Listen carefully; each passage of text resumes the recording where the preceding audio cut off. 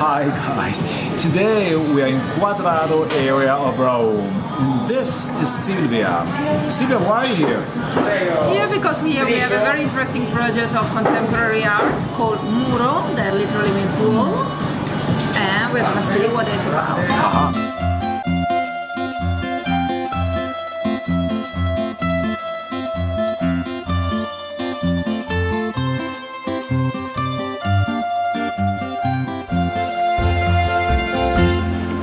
I see. So what are we gonna see here? What is this? So this is the beginning of the project, muro. The idea is to regenerate the district through art. So this work is called, in fact, Art Pollinates Quadraro. And these are not exactly flowers. I can tell. What does it mean? It means that through art, a district that didn't have a very good reputation because of several problems in social tension could be regenerated through the good people that were living in it, that wanted to cooperate with the artists and give colors to the walls of the city and enhance the outdoor living for the children. This is very colorful, this is very cheerful, so it invites to stay out. But it's not exactly for kids, is it? They don't understand exactly what All it right. is. Okay. So they are just funny faces. Then if you want to know more and to They'll learn understand later. more, of course you can understand also the metaphor and the yellow That's the back. background. This was exactly where you entered the old Quadraro from New Quadraro. New Quadraro is over there, and there are all these very tall buildings, typical palazzine di Roma. And No, here, hold on. How old is old and how new is new? so new is around the end of the 60s, 70s. Okay, that's when the quarter started to grow with tall buildings of 7-8 floors. What about the old one? The old one is from 1920s up to the Second World War. Okay.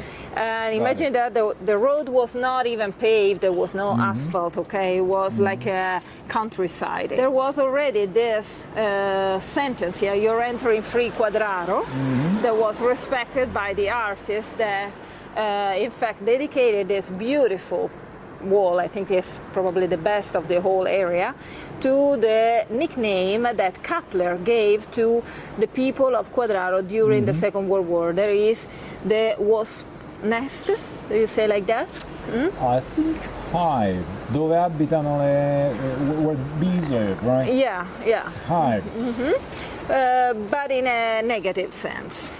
And they are not the bees, they are wasps. But what do you mean by negative sin? Because it said that this was an area, yes, of partisans basically, so its opponents, and even after the Ardeatine caves that happened in March of 44, partisans were still hidden here. The Ardeatine caves was Atrocities. yeah, 335 people, innocent people that were killed. And so he expected that after this big gesture, the partisan would disappear from Rome. But in fact, it was not like that. They said that every time that one partisan was killed, the other three came out.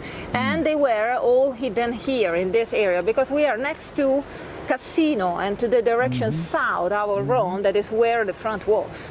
So they were boycotting the German troops that were going to Casino by creating any sort of troubles to them.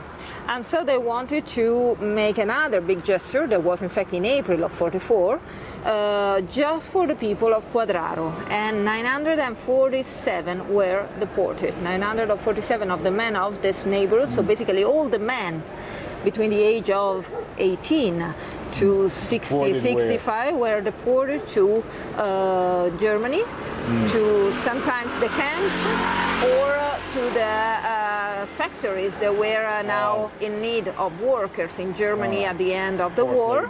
Exactly, and only half came back. And this is dedicated to the people that survive, especially to the women that were keeping alive the neighborhood, because these are all female wasps. The artist is Luca Maleonte and is very, very exact in the anatomical details of animals. He studies on biology books and everything is very detailed. So we know that it's not just a wasp, but it's a female wasp, and it's a special kind of wasp that stings and doesn't die to protect his nest, to protect his hive.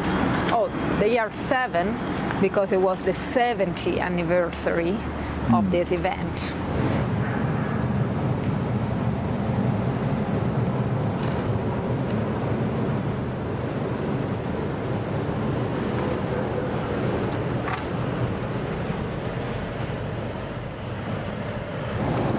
That's the signature of the artist, Luca Maleonte. And the formula is a mathematical formula for resistance. The houses of Quadraro, the old Quadraro, were all like this. I mean, just baracche, we call them. Okay, 1 floor, maximum 2 floors, very scattered in the countryside. The idea was that everybody could still go on cultivating a little kitchen garden, something like that, because most of these people were immigrants from southern regions of Italy. This was the wall, very long wall, where these 947 people were lined up, and it seemed originally that they have to be killed immediately. Okay, sure. Along this wall? Along this wall, yes. This is, in fact, one of the first. So you see the year 2012 down here. Gary Baseman, that is an American artist, but he is from a Polish family, and this is in fact the representation of the tales of his parents that had to escape the forest of Poland to reach the new continent and to be safe because they were Jewish Polish. So this guy was invited for the anniversary of 1944. Because, of course, there is an important story of resistance in this district, and so there was this connection. The character that Gary Baseman uses in all his work is always the same, but usually is much more cheerful. In this case, is only using this very gray and brown colors. Also, when he was painting it, that was June, in fact, but it was a very rainy day, so this... it's not for kids. No, it's not for kids again, no. And only when he finished, the sun came out, and since he had lost his father in the meantime, he said that this sun was the smile of his father that was happy for what he had done. So this is like a baby... Baby Hulk. Baby Mickey Mouse and baby Hulk. Yeah. Oh, that's cool. And the idea is that Baby Hulk has been drawing on the wall without permission, so now it's been reproached and it's not happy. But when it was just done, I mean, now it's something like 8 years old, the stunning effect of coming out from the wall, so with the distinction of the two grounds, the backdrop and the characters in front was incredible. So really, it seems yeah, that... it looks quite 3D. Yeah. So you're telling me the feet were actually painted on the floor? Yeah. But it's gone now. It's gone, unfortunately, yes.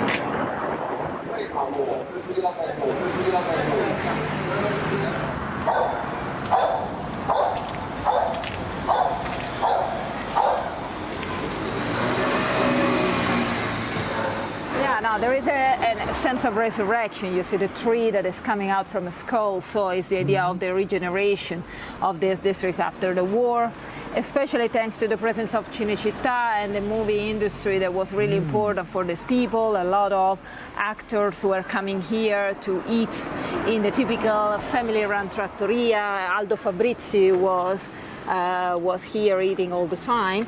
And then the typical elements of Bow Centrum style is this special decoration that you see is traveling the world and taking inspiration from all the different codes that you find in different art style, from the Islamic writing to Gothic styles and medieval patterns, and it puts all together, creating just this kind of frame. So usually is without any visual image is just this. For Quadraro, he made something extra, so he dedicated also the tree and the skull. And he wanted to respect the graffiti that was already here, Quadraro nel core, Quadraro in my heart, yeah. Quadraro regna, so Quadraro rules. And the people that live here are very proud of their neighborhood, of their history. Maybe they have grandma that have been a member of the resistance. So They have sense of belonging. yeah.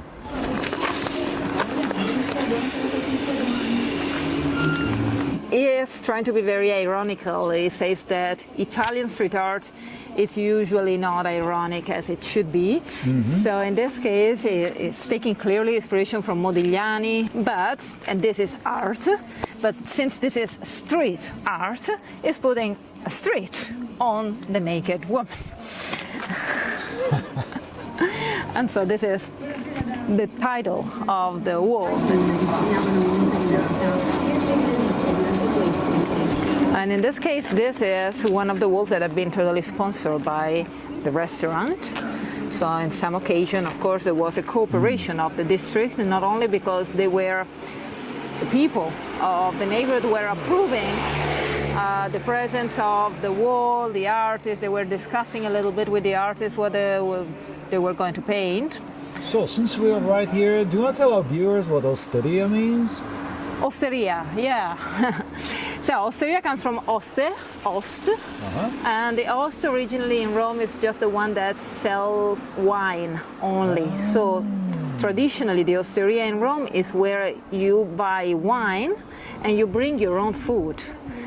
And this was something possible in most of the places in Rome, especially after the Second World War. People didn't have a lot of money, but they wanted to have a social life. Also, the houses were very small, so they wanted to meet and gather with friends outside. Yeah. So they were cooking at home. They were bringing their lasagna or whatever they had done in the osteria, and they were just buying the wine. And the host was totally happy with that because he had a lot of clients to sell his wine. But today, osteria is almost like a restaurant. It's a cozy restaurant, but now the distinction between osteria, trattoria, ristorante is very difficult to tell. You don't need air conditioning. And you have the keys inside. You want to use it? Okay, so this is the wall by Maupal. It's a Roman artist, and he decided to reverse the symbol of Rome because the she-wolf is not able to feed the kids, Romulus and Remus, and so they are forced to leave. So they have their own little trolleys, and they are moving out to some other places in Europe, while she's very skinny and she has her own tails in the mouth because she has nothing to eat anymore. I get it now. Yeah. Okay. So they're leaving in search of better life. Exactly. A brain drain, exactly. Roman way. Vex van Gillick. So the importance of this project is in fact that there were many foreigner artists that came to work here. And he is clearly inspired by Tim Burton, Bosch, a bit nightmarish creatures. At first sight it seems something nice, like a comic. Then you try to understand what it means, and it's not exactly clear. And then there is the signs on top that is the, how do you say, binarium code of the computer? Yeah, binary. Binary code. Why? We still don't know. But the quality of this painting is incredible, and in fact it has been respected a lot. We usually notice that the greater is the quality of the painting, the longer it lasts.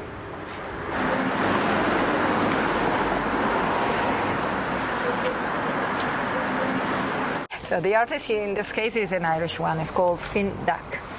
And the subject is always female portraits, usually from different parts of the world, and the details are incredible. Here is an illustrator, and the name of this piece in particular is Okurimono, that in Japanese means gift, because all these paintings that we are seeing, they were a gift of the artist to the neighborhood. They were not paid.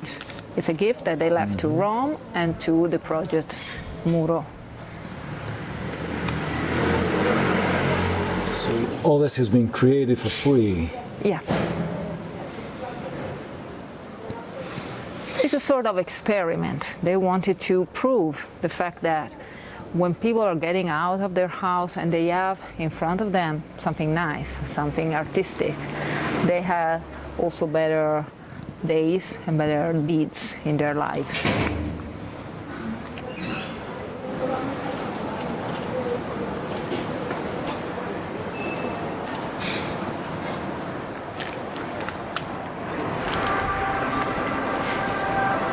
Codice is a song, it's a rap song of 1996 that is the inspiration of this piece by Mr. Pepsi. Is one of the main artists using the technique called lettering. So basically it's just painting letters, but the letters themselves create the image. So you can read what is written in the piece. I can. What is it? Of course it's in Italian, so it's il concetto resta estraneo per te se non hai il codice. The concept remain stranger to you if you don't. Il codice, the code, is in fact all the things that comes out from the color spray can.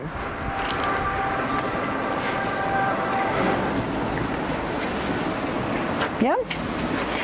So here is Buff Monster that in 2015 came to also gift the neighborhood with another work, typical pop art from the United States. Basically, he was asked to paint something that reminded him of Italy and Rome, and it said gelato. So this is gelato. So this represents ice cream. And where you see the traffic light over there, there is a main road, and that's where the neighborhood Quadraro ends.